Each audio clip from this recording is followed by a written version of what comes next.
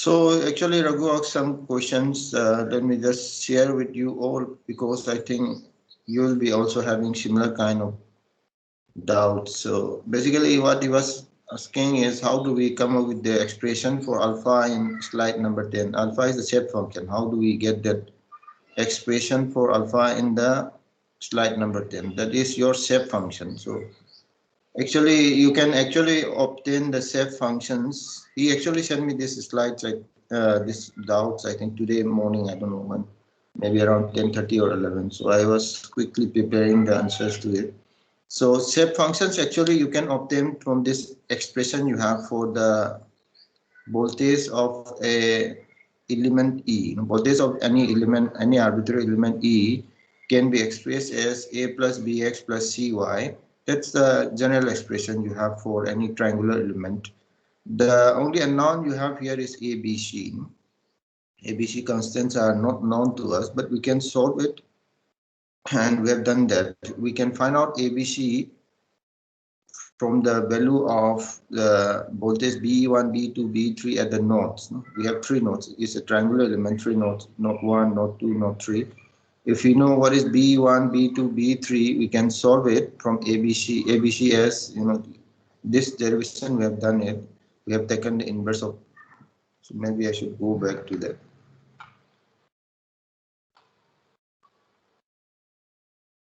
So if I want to write down B1, B2, B3 in terms of the relation we have here, BEXY is equal to A plus BX plus C, then for the first node, X and Y is X1, Y1, so I replace it by X1, Y1 here. For the second node, B2, the location is at X2, Y2, so X2, Y2 here. Then B3 is at node 3 is at location 1, X3, Y3, so this is the expression we have used. I have written this in a matrix form for B1, B2, B3. From here, if I want to find ABC, a known constant, I take the inverse of this, multiply with B1, B2, B3. That is the expression we have just have now.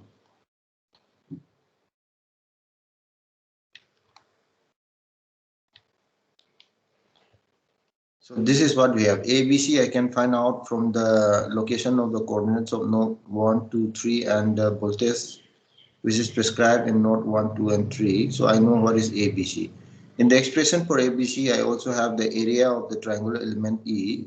Area of triangular element E can be found out as half the determinant of this matrix you have here. And finally, this is the expression for area of E. Triangular element E. So we have 1 by 2A. A is this expression. Then this whole expression we multiply with this. This matrix and this vector, you multiply it, divided by 1 by twice the area of the triangular element. From there, I can find out what is ABC. So then, once I have ABC, I can write it like this. BE is A plus BX plus CY. We have the expression for A, we have the expression for B, we have the expression for C from the previous slide. I just substituted and express in this form here. Alpha I xy BEY. So that derivation you can do it with pen and paper. It's not a difficult derivation. You express BEXY as A plus BX plus C. You know what is ABC from the previous slide. Plug it in there. Express B in this form. I going from 1 to 3. Alpha I xy BEY. Then alpha I expression alpha 1, 2, and 3 expressions are like this, which are dependent on X and Y.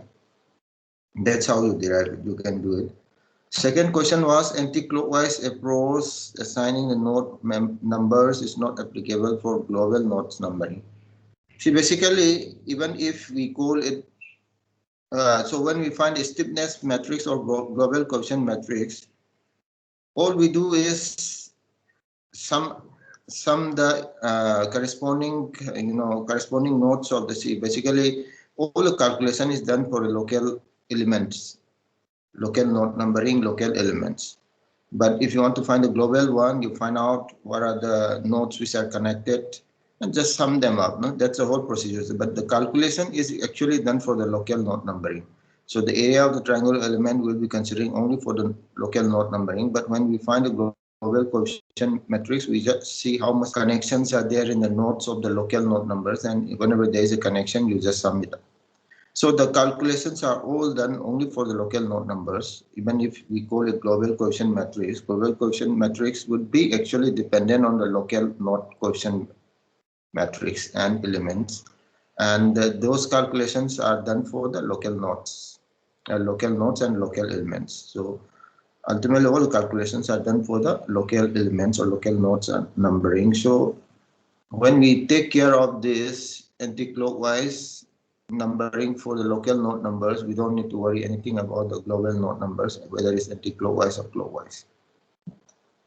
And the third question is global coupling coefficient is always singular. So it is singular because you see these diagonal elements are actually shelf nodes, and the off-diagonal elements are whenever you have connection between that node and another node. And they are symmetric also. See, you can see it's always symmetric.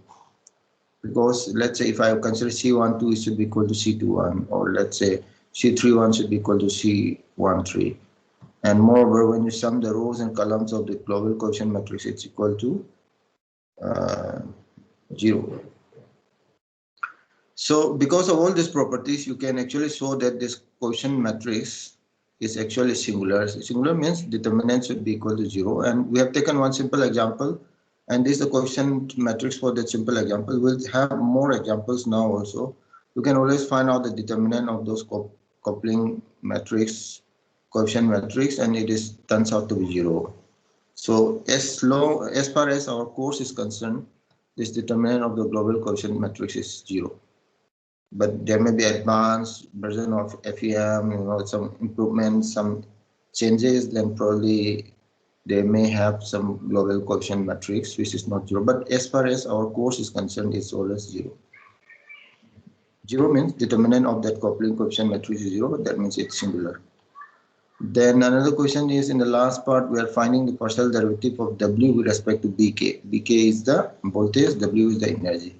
So if you want to find the optimum value of B, then we minimize the energy. So minimum energy is the most equilibrium point and most stable system. So we want to minimize the energy. In order to minimize the energy from your calculus, you know that when you want to maximize or minimize a function, you differentiate it with respect to the unknowns.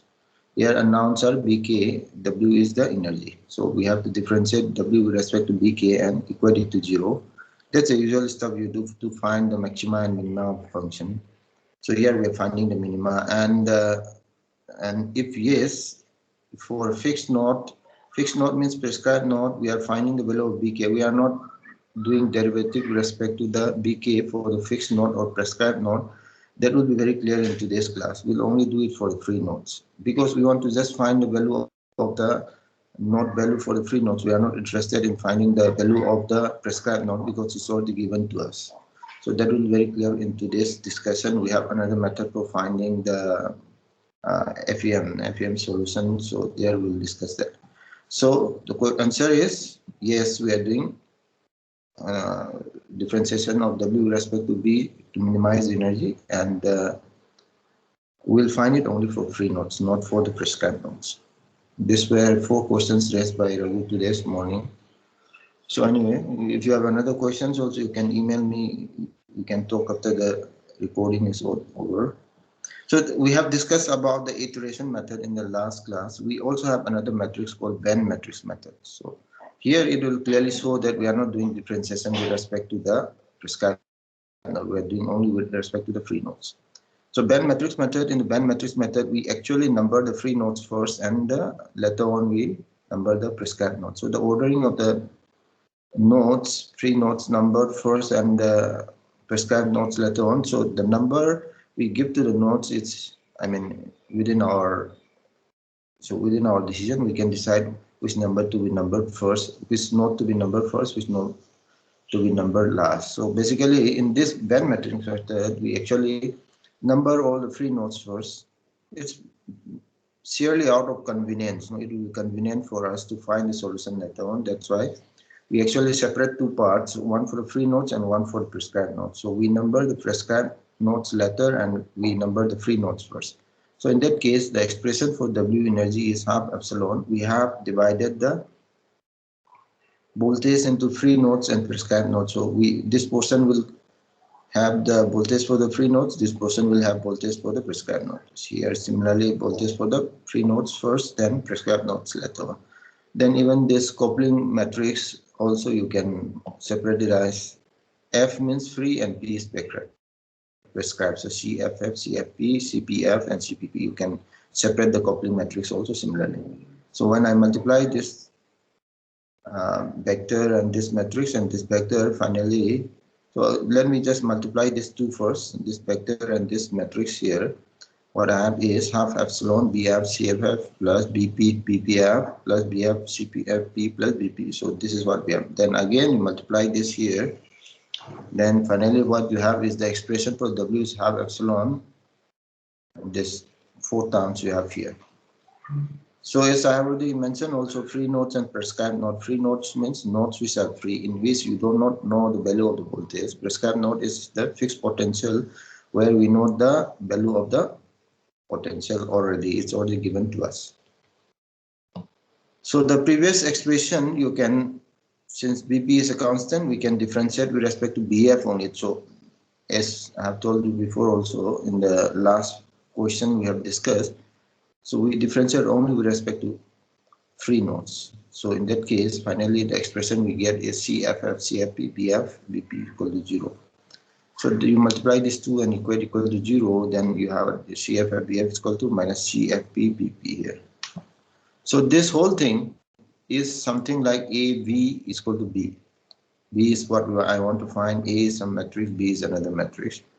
And usually they are known to us. B is what we want to find. So B here means basically BF with the voltage for the free nodes. This is what we want to find. What is A here? A is the CFF. So if I replace A as CFF, BF as B, right hand side I actually denote it by B matrix. B matrix is simply minus CFP BP here. So if I have an equation of this form from the linear algebra, you know that I can always find out this B matrix as A inverse B. This is what we're going to do. So this is called band matrix method. So we have discussed, one is iteration method, another is band matrix method. Let us try to see how to find the solution of finite element method using band matrix method and the iteration methods. By taking one simple example, in this simple example we have two element match. That means we have two triangular elements.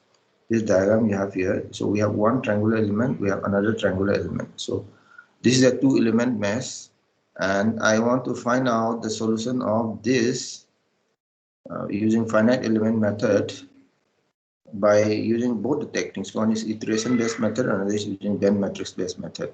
So this node 1 and 3 are prescribed. Node 1 is having a voltage of 0, node 3 is having a voltage of 3. I want to find out what is the node voltage for B2 and B4. What are the location of node 1, 2, 3 and 4? We have node 1, 2, 3 and 4. So what are the locations? Locations are given as 0.8, 1.8, 1.4, 1.4, 2.1, 2.1, 1.2, 2.7. These are the location of the nodes 1, 2, 3 and 4. So we want to find out the coupling coefficient first. The coupling coefficients you can easily find out. This is a very compact formula which will be helpful for you for finding the coupling coefficients for the local node numbering. So we have local node numbering. This is, if I define a variable P1 as Y2 minus Y3, P2 as Y3 minus Y1, P3 as Y1 minus Y2, Q1 as minus, there's a minus sign here, Y has been replaced by X2 minus X3. Then again Q2 is defined as minus sign, this Y has been replaced by X3 minus X1. Q3 is minus sign, X1 minus X2. So if I define P1, P2, P3, Q1, Q2, Q3, then I can easily find out Cij. That's the coupling coefficient between node I and j for local node numbering is 1 by 4a pi pj plus qi qj. So this is a very simple compact notation of finding the coupling coefficients, where area of the triangular element is half p2 q3 minus p3 q2. So let us find it out. We have the locations. So we have the locations. These are all dependent on the location. P1, P2, P3, Q1, Q2, Q3. I know what is X1, X2, X3, Y1, Y2, Y3. So I can find out P1, P2, P3, then Q1, Q2, Q3. So P1 is this, P2 is 3. So P1, P2, P3 is this for the element 1. And P1, P2, P3 for the element 2 is this. Q1, Q2, Q3 for element 1 is this. And Q1, Q2, Q3 for the element 2 is this.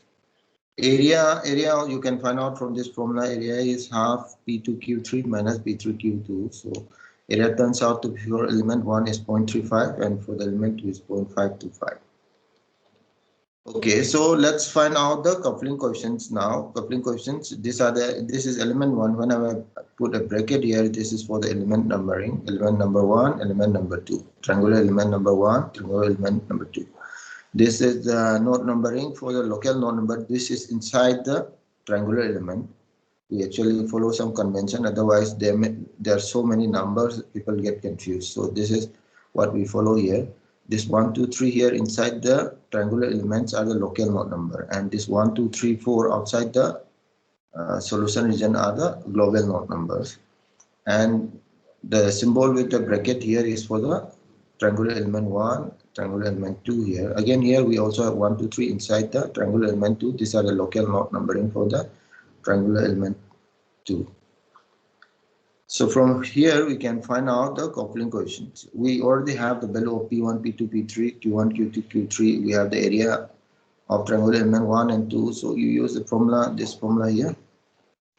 Cij is 1 by 4a Pi Pj plus Qi Qj. You can find out the coupling coefficient for the local node numbering. These are 3 by 3 element here. Similarly, for local node numbering element number 2, this is the coupling coefficient. So all the calculations are done only for the local node numbers. After that, in order to find the global coefficient matrix, we just find out what are the connections. So this is the local coefficient matrix for element 1 and element 2. Once we have that, we can find out the global quotient matrix. The global quotient matrix are number 1, 2, 3, 4 here. For example, if I want to find C11, C11 is connected only with node number 1 of the triangular element 1. So in that case, C11 should be equal to C11 of the triangular element 1. So we already know what is C11 of the triangular element 1. This is what we have. So this will be equal to C11. This is first. Then second, let's say if I want to find C22. C22 is connected to local node number 1 of triangular element 2 and local node number 2 of triangular element 1. So if I want to find C22, C22 should be C22 of triangular element 1 and C11 of triangular element 1. I just sum them up, then I will get C22.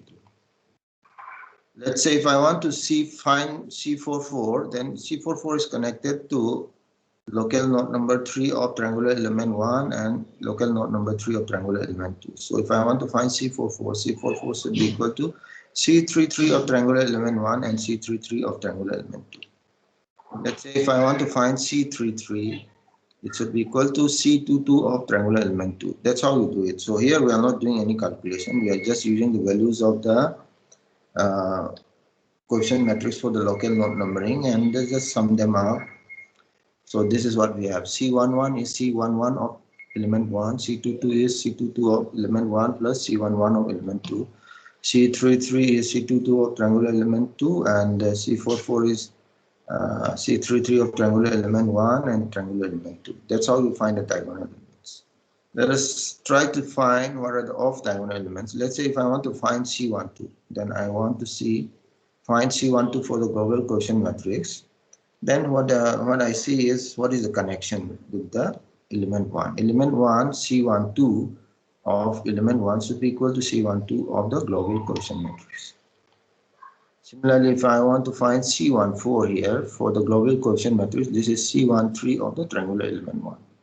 Let's say that's how you find it. So C12 is C121, C14 is C131, and similarly, basically C13 is 0. See, 1 and 3 are not connected. So whenever they are not connected, we take the coefficient matrix equal to 0. So let's say if I want to find C23, then this is basically C12 of triangular element 2. Let's say if I want to find C34 or C43, then this is the C32 or C23 of the triangular element 2. But look at this. If I want to find C42 or C24, Both of them are equal. So this is basically C32 of triangular element 1 and C31 of triangular element 2. So that's why you can fill up the matrix. Whenever there is no connection, you have 0 here. That's why it's sparse matrix. So finally, you can find out the value of this coefficient matrix for the two element mesh is this. And if you find out the determinant of this, it is equal to 0. That means this coefficient matrix or stiffness matrix is 0. So after you find out the coefficient matrix, global coefficient matrix, one thing you can do is you actually check when you sum all the rows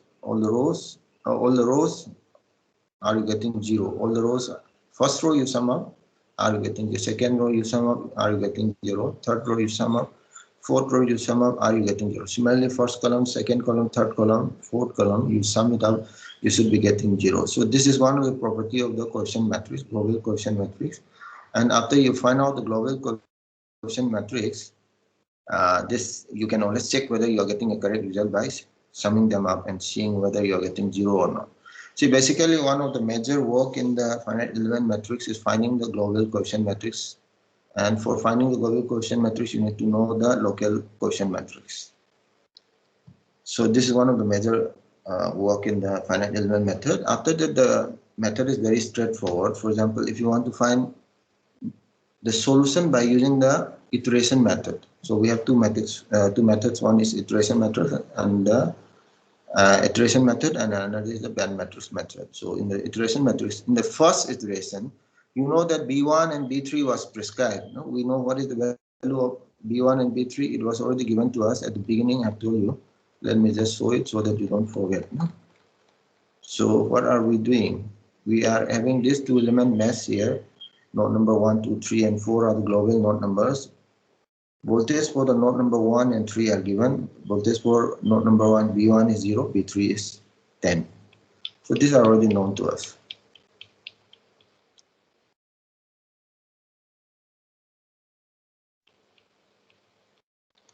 So I want to solve this using iteration method. In the first iteration, I already know what is B1. B1 is 0, B3 is 10. Then I use this formula, Bk is equal to minus 1 by Ckk, summation I going from 1 to n, I naught is equal to k, Ck, I, Bi. This was derived in the last class. So let's say if I want to find B2, I just need to find B2 and B4 because I already know B1 and B3, and we don't need to find out them. So that's the idea. So we just need to find out the free nodes, B2 and B4. So if I want to find B2, it's minus 1 by C2 to I naught is equal to k. That means I will just forget the term which is one of the terms. So basically you have this summation. So one of the terms I need to forget because I should not be equal to k. So I just have simply C21B1 plus C23B3 plus C24B4. And I already know that B1 is prescribed and it's equal to 0, so I can cancel it out. So B2 is minus 1 by C22, C23B3 plus C24B4. What is B3? B3 is 10. I can put it in here. So the only unknown is B2 and B4. So at the initial stage, we actually take B2 and B4 is equal to 0. Then we solve it. B2 turns out to be equal to 3.6568. For the B4, also I have this from this relation 1 minus 1 by C4, 4, C4, 1, B1 plus C4 to B2 plus C4 to B3. But B1 is 0, B2 is 10. Then I can find out B4. B4 is, you can find out from here. So B3 is 10, B1 is 0, B2 is 0. So I can find out what is B4. B4 is 4.41. So from the first iteration, what I'm getting, B2 is 3.6568, B4 is 4.413. Then using this value of B2 and B4, I can go for the same formula and do the calculation similarly. So find out what is the updated value of B2 and B4. Turns out to be 3.707 in the second iteration. B4 turns out to be 4.476. So I have to do this again and again until unless I get a constant value of B2 and B4. That means my one iteration and another iteration, the value of the B2 and B4 is not changing. So conversion result, no? Like in MOM, you have a conversion result. So then only I can stop there, then say that this is the actual value of B2 and B4. So we have another method which is called the band matrix method. In the band matrix method, we actually number the nodes, prescribed nodes, and free nodes. These are the free nodes B2, B4. We have got the equation B2, B4 with this, and B1, B3. We have done that, no? So this equation. Let me just. This equation CFF BF is equal to minus CFP BP. So this equation we have derived it after differentiating with respect to BF of this equation. This energy equation you differentiate with respect to BF, then finally what we are getting is CFF BF is equal to minus CFP BP. So we are directly using this equation.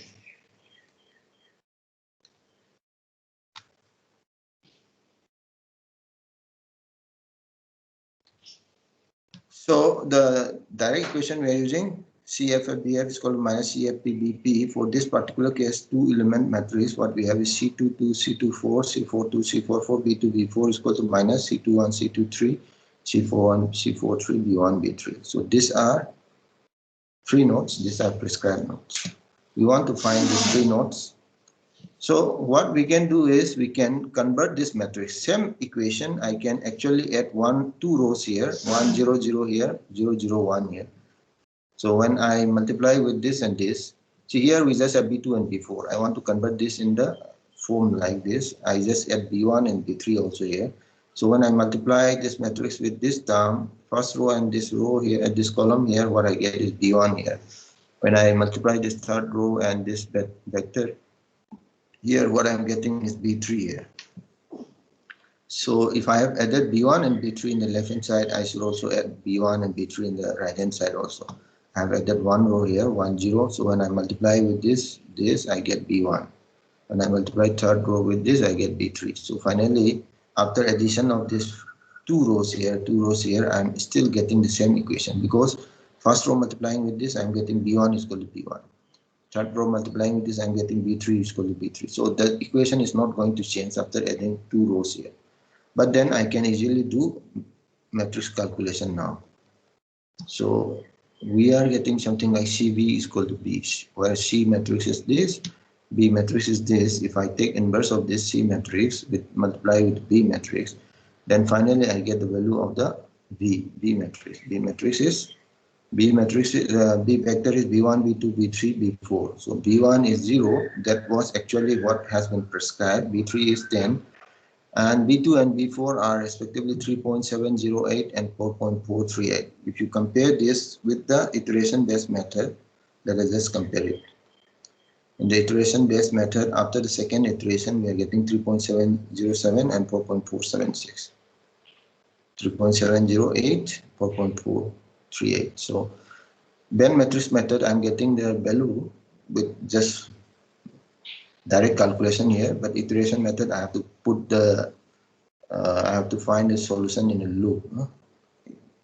Until unless I get conversion result, I have to go through the iteration. So as soon as I get conversion result, I can stop there. So that would be the solution, and that solution is very close to this one. Even after the second iteration, if you keep on doing more and more iterations, you will get more and more accurate results.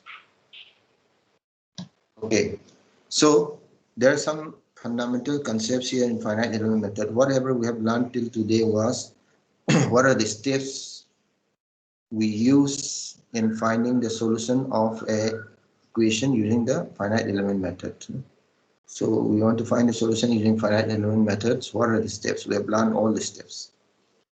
But beyond that, we also need to have some fundamental concepts in finite element method so that it should be applicable for any kind of problems. What we have done was we find the energy, we minimize the energy to get the potential values. But that was one particular way of looking at the finite element method. But finite element method itself is a very general technique. So we need to have some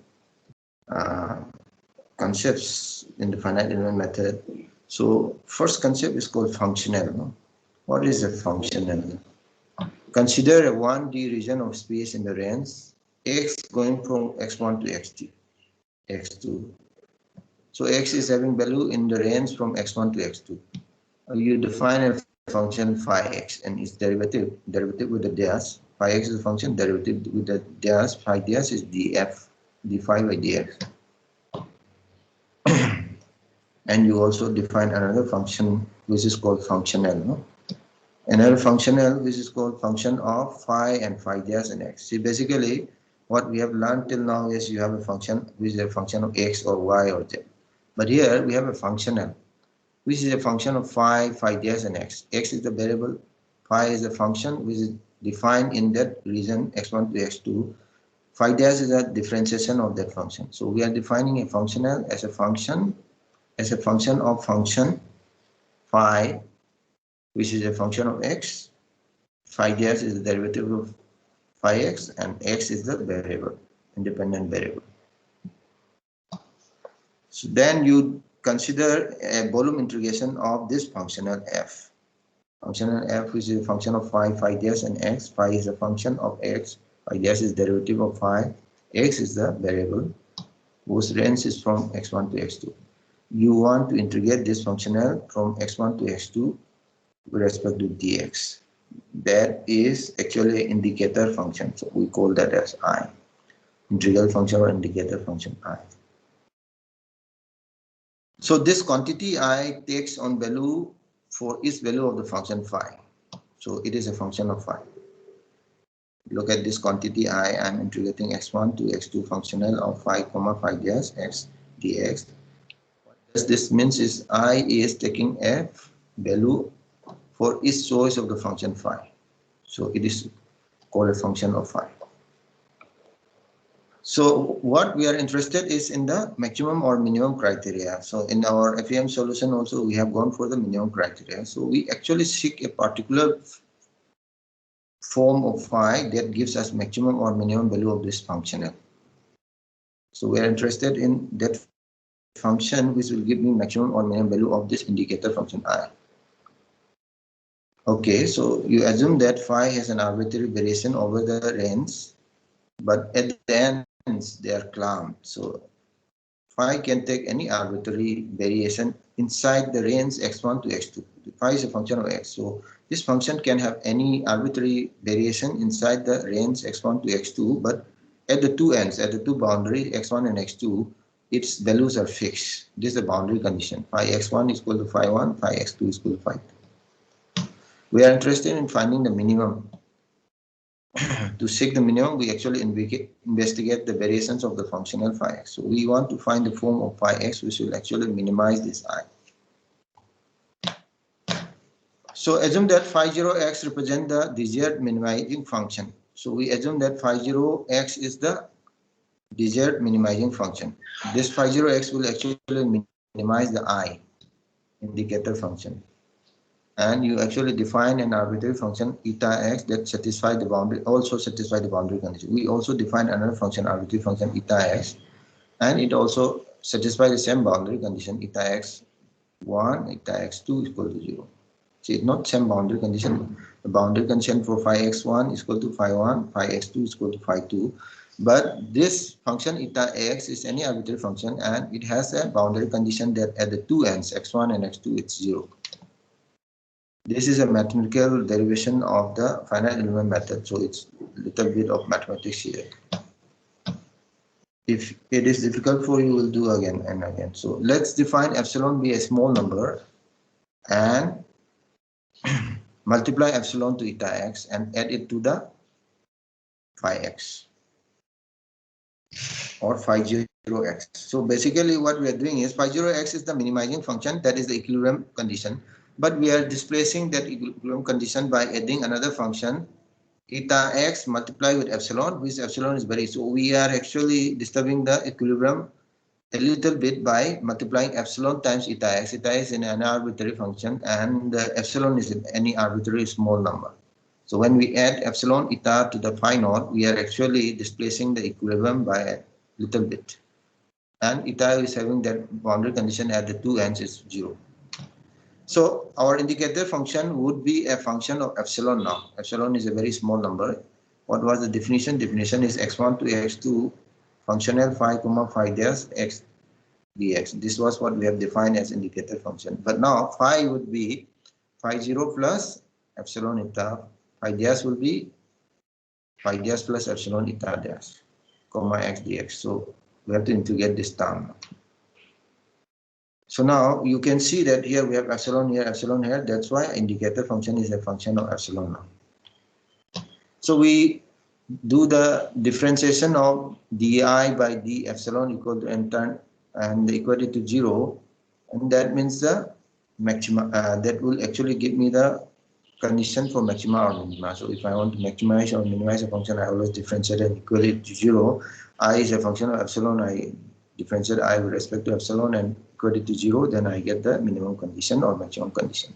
So when I do that, when I do partial derivative of I with respect to epsilon, then I dependent terms are inside the integrand. I can do the differentiation of this. So that would be df by d phi eta plus df by d phi dash eta dash dx equal to 0. Then this equation, if I do integration by parts, define v as df by d phi and u is equal to eta, then du will be eta dash dx. Look at the second term here. Eta dash dx is also there, df by d phi dash is also there. Look at the second term here. If I do integration by parts,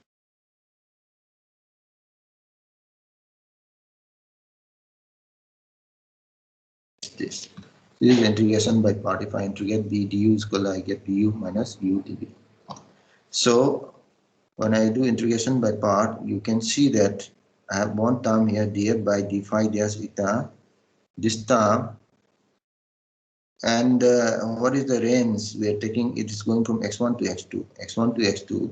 What is the value of eta at x1 and x2? Eta was equal to 0 at x1 and x2. So this term would become 0, so only this term would remain. So eta x1, eta x2 equal to 0, that's why the second term would be 0. What we have is di by d epsilon will have only this term here. If I take out eta outside, then eta dx here.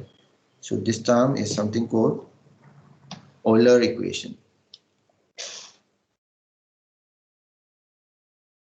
The epsilon is equal to 0. In order to do that, I can find out the Euler equation. This determinant here is the Euler equation. If I equate it to 0, then I will get this 0 here. So the function phi that gives the minimum of the functional I therefore satisfy the equation called Euler equation, which is df by d phi minus df by d phi dash divided by dx is equal to 0, where phi dash is df by dx. So this Euler equation will give me some idea to find out what is the functional, all those.